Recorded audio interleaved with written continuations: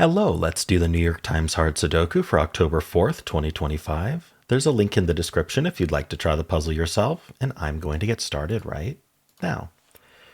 All right, starting in this box here, we do have two sevens. That puts a 7 in one of these two cells. That's it for this box. 4, 6, and 8.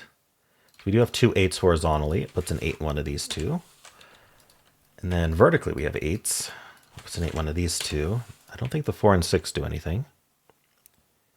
Not that I can see. Actually, this 4 looks down, this 4 looks in. These aren't 4. So it puts a 4 in one of these two. That's going to point down along with this 4, placing a 4 in this box. Let's follow up on that 4 right away because it places a 4 in this box. And then we get a 4 in one of these two cells. All right, that was quite nice. We just filled this box column, so let's just take a look at this column and this column for any digits that aren't placed yet in this box. So it's just the 1, 4, and 8. 4 is already placed, 8 we already have corner marked, so it's just the 1, but the 1 does look down, puts a 1 in one of these two cells. That points up along with this one, putting 1 in one of these two. In fact, this column is just down to 3 digits, the 1, 3, and 9. So I'm seeing this can't be 3 and this can't be 3. So in this column, where's the 3? Well, only right here. So we can place the 3, which then places the 1, and then now this has to be the 9. So we finish the whole column. Following up on these, we do have two 3s here, putting a 3 in one of these two. Now what we found here is called a hidden pair, because what these corner marks are telling us is in this box, one of these two cells is a 3, and one of these two cells is an 8. That means one is a 3 and the other is an 8, leaving no room for any other digits. So what have we done, basically? We've eliminated everything else from these cells other than 3 and 8. So the way to follow up on that is to think about what are the digits besides 3 and 8, and how is this box and this row and anything else affected by that. So the 1 was eliminated. We have this one looking in, this one looking up. This isn't 1 anymore, so it puts a 1 in one of these two cells. That points in here along with this one, putting a 1 in one of these 3. We eliminated 2, but we don't really know much about 2.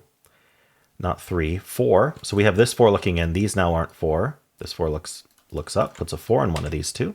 And so this cell can't actually be 4. These 4s point in, saying this can't be a 4. Because if you think about it, if we put a 4 here, we wouldn't have anywhere for 4 in this box anymore. And so this is where the 4 goes. These 4s are done. These 4s are done. What about 4s in this box? Unfortunately, nothing. Okay, 5 was eliminated, but we don't know much about 5. 6 was not, so we already couldn't have been 6 and 7, or it can be 8. So 9 was eliminated, but we don't know much about 9, unfortunately. Okay, so that's the follow-up from that, and that was from getting this 3. We also got the 1, which I think we just followed up on, and then the 9. So we do have these 9s looking up, putting a 9 in one of these two. Right, this is a filled box column, so is there anything else? The 1 and the 9 are it. Okay. This box has been reduced to 4 digits. What are they? They are the 2, 5, 7, 9. So these aren't 9, these aren't 7. I think this is the only one not worth marking. So 2, 5, 7, 9.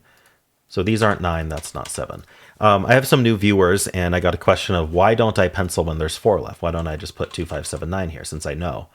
Well, the point is that pencil marks should be useful. And in my experience, especially with this level of puzzle, what the techniques that are required on the New York Times Hard Sudoku, the specific set of techniques they limit it to, I find that penciling 4 is extremely rarely useful. It's extremely rare that I would need to pencil a cell that's down to 4 or more. And when you, at least for me, I mean, everyone's got different brains, but for me, if I just start penciling everything and I've just got a sea of pencil marks, then finding the interesting stuff is like finding a needle in a haystack. But if we only pencil the stuff that's potentially interesting, we've made our haystack much smaller. We have more needles and fewer hay, to extend the analogy beyond its limits. And so it makes it a lot easier to spot the interesting stuff, like naked triples, for example, naked pairs, because you're not getting overwhelmed by having all these useless pencil marks on the grid. And so I found that balance. And so I only pencil 3 in a cell, and I only pencil corner marks when they're 2 in a box, no matter what, or 3 in a box if they're all in a line.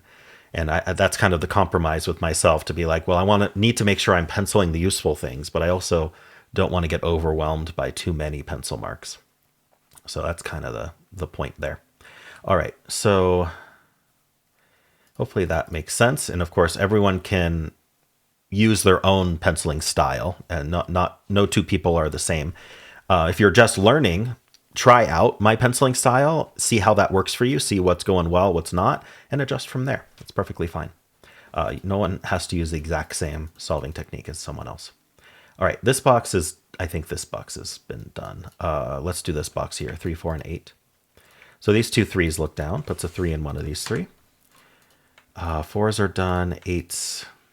Oh, so we can place the 8 in this box. That's just been sitting there. I guess I can address something else too. Like, why don't I just do a quick scan of the whole grid and go, oh, okay, well, right from the start, we can place this 8. Maybe other things on the grid like that. And the answer is because these are not just live solves. They're also intended to be useful learning aids. And if I start off the puzzle by saying, this is an 8, this is a 6, this is a 5, wherever I might do that, it's going to appear magical and gatekeepy, because I want my viewers to be able to go, oh, I can do that. That's systematic. I can just go box by box. I can look for very specific things and get those done. And then, I fully expect that when you kind of graduate from these videos and you fully understand and you get good at solving in the way that I do with these tutorials, that you can then just go, well, I just immediately see right away these super useful things. I'm going to mark those first. But if I just immediately pick out all the super useful things right at the start, people are going to go, well, I can't do that yet. I don't know how to scan the grid like that yet. And this is a really good practice for learning.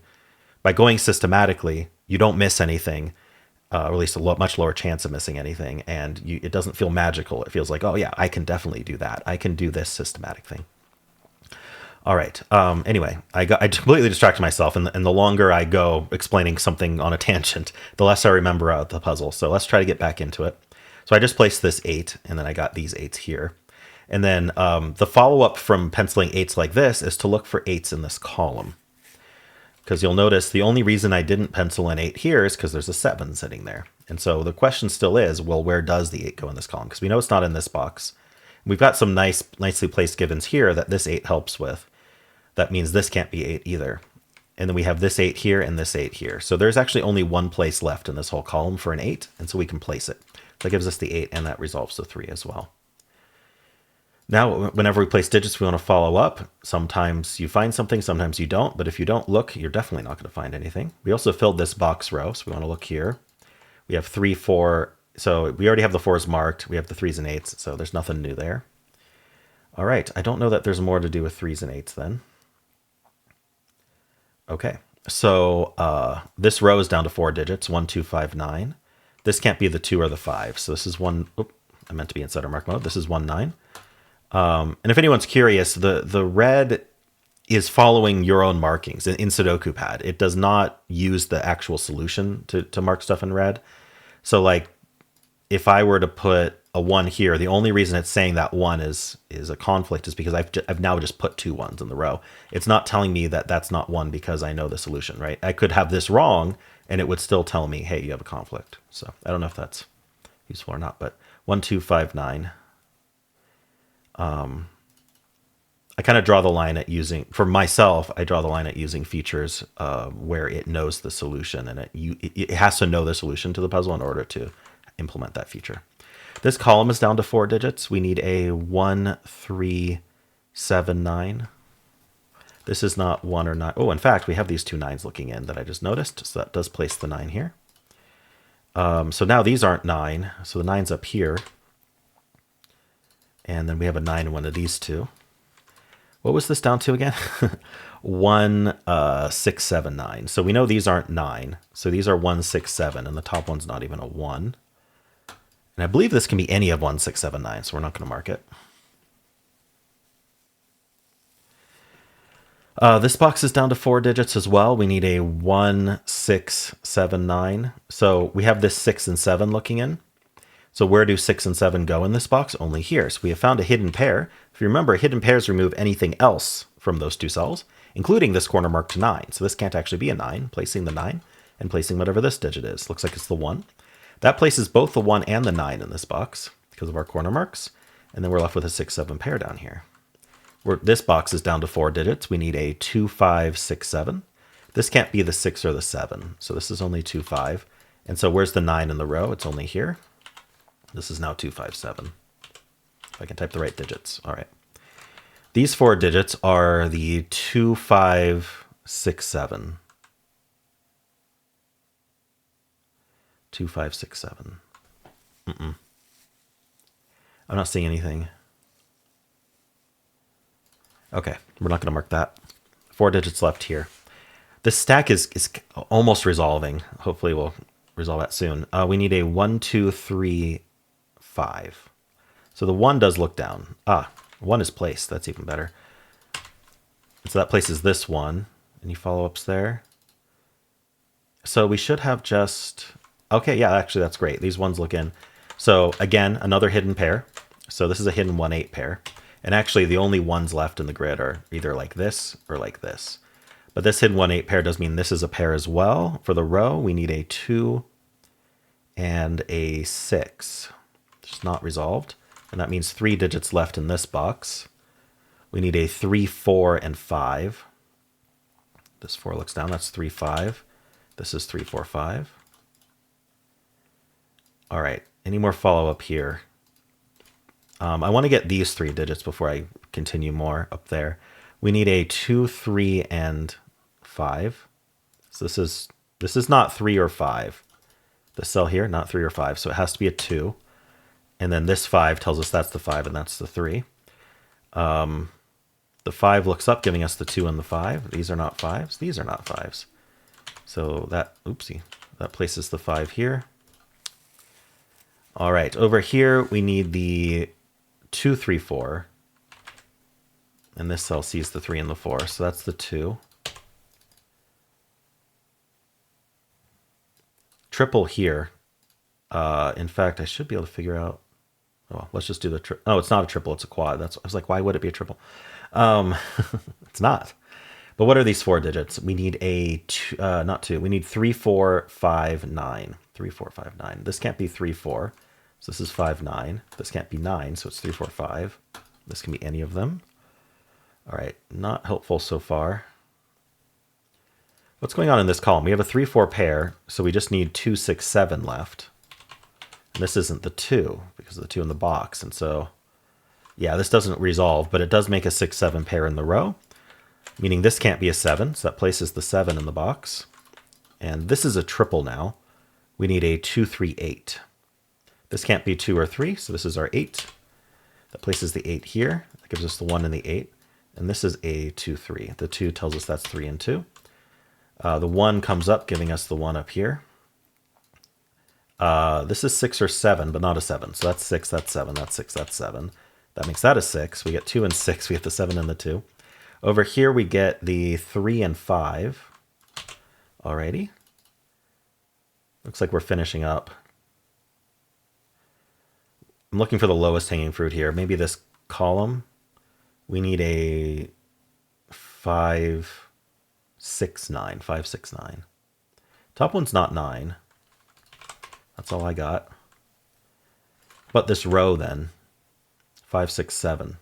Okay, 7 in this row can only go here. We had the 7 in the box.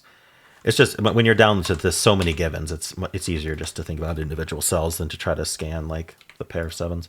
For me, anyway, everyone's different. You need a 5, 6 here. So this is the 5, this is the 6. That gives us the 9 over here, giving us 5 and 6. All right, we're just finishing up. What's this digit? It looks like it's a 9. This means this is not 5, 3 or 5. So this has to be the 4. Gives us the 3 and the 5, the 3 and the 4, the 3 and the 4. Last digits are the 2 and the 5, and we're done. All right, not too bad today. We had some nice hidden pairs, though. I enjoyed those hidden pairs that we found, and I got to talk about, because it wasn't a difficult puzzle, I got to talk about some of the strategic choices I make in these videos. I guess to address the third thing that I get a lot of feedback on is, hey, it's basically solving it for you because you have those red marks enabled. And, well, first of all, That would be true if it was a singles only puzzle. Certainly it would let us know, like if it was only naked singles to solve the entire puzzle, then yeah, you just have to pencil everything and the red marks would tell you how to solve it, which is why I don't do those puzzles. They're a little bit too easy. And the other point is that if I did solve Sudoku for years without the red mark feature existing. The reason that I use it in these videos, in all of my videos, is because I don't like the situation where I'm missing something obvious that's just like plainly like, hey, I placed a 4 in that row and now that resolves some things, and I just don't notice or don't follow up properly. I mean, I'm human and I do make that mistake. And so, but it makes it a very poor walkthrough because I'm sitting there trying to find something and it's staring me in the face. I mean, the fact that a 4 clears everything in the row isn't an interesting thing to point out. And so just by having the red marks, it speeds up the parts that aren't interesting to teach and leaves me more time and more opportunity to teach the things that are kind of the slightly more advanced stuff like pairs and triples and pointing and claiming that you're going to need to learn in order to solve puzzles like this. So just thought I'd address a lot of the feedback I've been getting from newer viewers who maybe haven't heard kind of what I do and why I do that. So hopefully that was helpful. Let me know if you have any questions about that. I'm always happy to get feedback about that stuff. I am pretty happy with my decisions at this point. A lot of people have given me the feedback that they didn't know how to solve Sudoku before, and now they do, and they're very much enjoying it. So anyway, I hope that this video helped in one way or another. And let me know how you did. And if you enjoyed this, why not leave a like, subscribe, and a kind comment below.